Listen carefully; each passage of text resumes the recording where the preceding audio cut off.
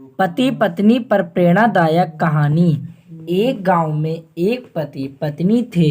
वो पति पत्नी एक दूसरे को बहुत प्यार करते थे, लेकिन उनकी आर्थिक स्थिति बहुत ही खराब थी। मगर वो पति पत्नी एक दूसरे का बहुत ही ख्याल रखते थे।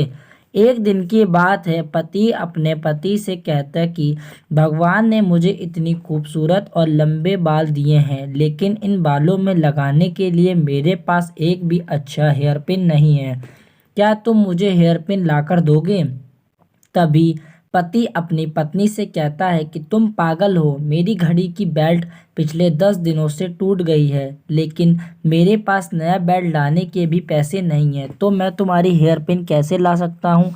अगले दिन जब पति अपने काम से घर आ रहा था तो रास्ते में एक घड़ी की दुकान दिखी। उसने अपनी बिना बेल्ट वाली घड़ी को बेच दिया और जो भी पैसे मिले उन पैसों से वो कटलरी की दुकान पर पहुंचा, अपनी पत्नी के लिए सुंदर हेयर पिन खरीद ली और उसे लेकर वो अपने घर की ओर चलने लगा। घर पहुंचकर पति ने दरवाजा खटखटाया। तभी पत्नी ने दरवाजा खोला तो पति कुछ देर तक अपनी पत्नी को देखता ही रहता है। तभी पत्नी ने अपने पति से कहा, क्या तुम भी बुत की तरह मुझे देख रहे हो? तभी पति बस इतना ही कह सका कि तुम्हारे लंबे बाल कहाँ गए?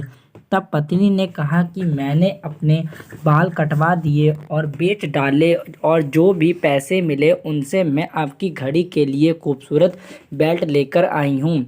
और पत्नी ने वो बेल्ट अपने पति के हाथ में रख दिया। तो पत्नी ने पति से कहा कि मैं इस बेल्ट का क्या करूं? मेरे पास जो बिन बेल्ट वाली घड़ी थी उसको मैंने बेच दी, और जो भी पैसे मिले उनसे मैं तुम्हारे लिए ये सुंदर हेयर पिन लेकर आया हूं। एक दूसरे के लिए बेशुमार प्यार को देखकर दोनों ने एक दूसरे को प्यार से गले लगा दिया। दोस्तों, इसे कहते हैं सच्चा प्यार।